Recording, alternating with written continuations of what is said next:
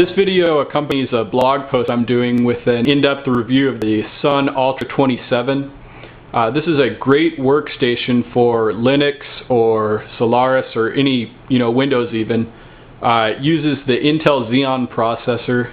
This particular one has a W3570. That's a quad-core 3.2 gigahertz based on the same architecture as the consumer Core i7. The difference here is that the Xeon can run ECC memory, and a nice thing about the core here is, if that camera focuses, you can see there are 8 hardware threads. The core architecture, the Core i7 architecture, represents the return of hyper-threading to Intel, and unlike the Pentium 4, on this particular CPU it really screams doing parallel compiles. If I can do a kernel compile with up to 12 threads, and it seemed to maximize usage that way, and I can build a kernel image in like a minute or so. This workstation's perfect for anybody doing technical computing, any kind of 3D animation. It's got 2 PCI Express slots in there that you can put high-end video cards in. I think kind of nice feature. It's also got a legacy PCI slot in there for if you have an audio card or something you might have from your old workstation you need to bring over. I will pause the video and go ahead and open this up and give you a look in there after I shut it down. Alright, I've got the unit powered down now, and I'm going to go ahead and unscrew these thumb screws and show you the insides. One of the really nice features of this, I was coming from a IBM A Pro, which was a dual Opteron workstation, and although it was pretty fast for the time and such, and it used the Opterons, which were a great chip when they came out, they completely eclipsed the Xeons of the time, in my opinion. It was fairly loud and produced a lot of heat. Now, I don't know if this is just due to the Intel Xeon here, or if Sun has a great design here, but this unit is incredibly quiet. You can barely tell it's operating. And it's also, it doesn't put out near as much heat as my old dual CPU workstation did, and at the same time it's several orders of magnitude more powerful. They shipped this unit with an 80% plus efficiency power supply, and you can see that right there. That's a nice feature, for saving power and producing less heat. Give you a quick overview of the back right here. It does indeed have 2 PCI Express 2 X16 slots, and they're also up to 150 watts per slot, so you can put some pretty large high-end video cards in this unit, 2 of them actually. You've got 4 USB ports on the back, gigabit Ethernet. You're also looking at Intel high-definition audio, just run-of-the-mill. Aside from that, you've got a PCIe 1X as well as a PCIe 2 PCIe 2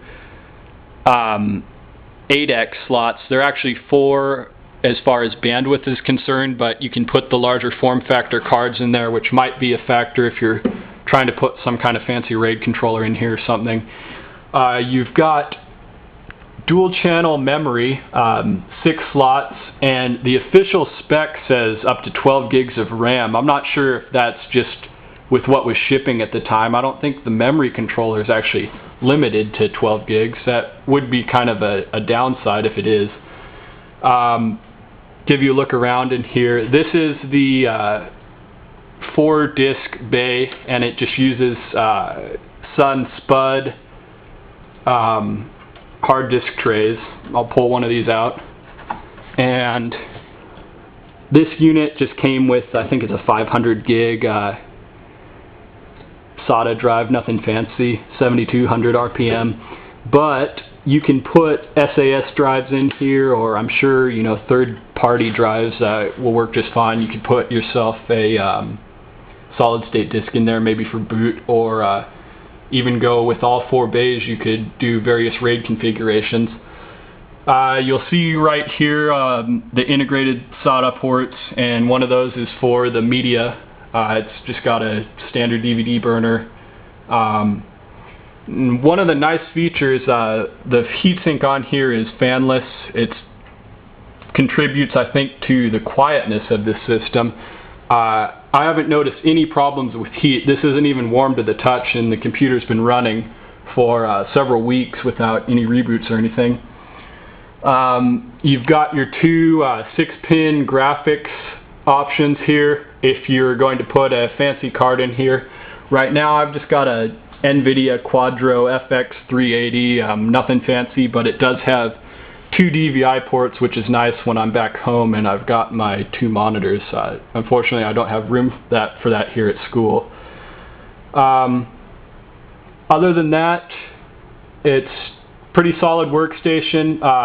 Again, the noise level is incredible. It's just so quiet, very little heat output, and the performance is out of this world with this quad-core Xeon at 3.2 gigahertz. I think those actually can overclock themselves. Then of course you've got 8 hardware threads with the return of hyper-threading.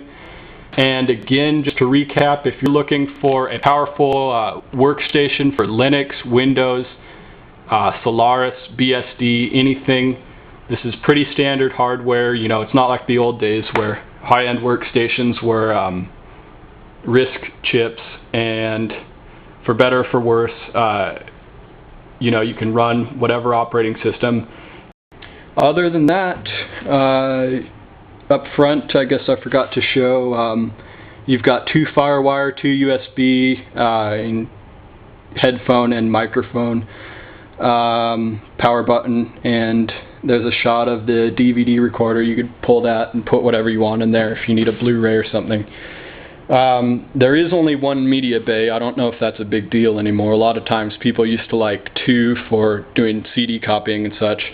If you have any questions, go ahead and follow up on the blog. I'll be happy to take any pictures. That's pretty much it, and hope you enjoyed this review.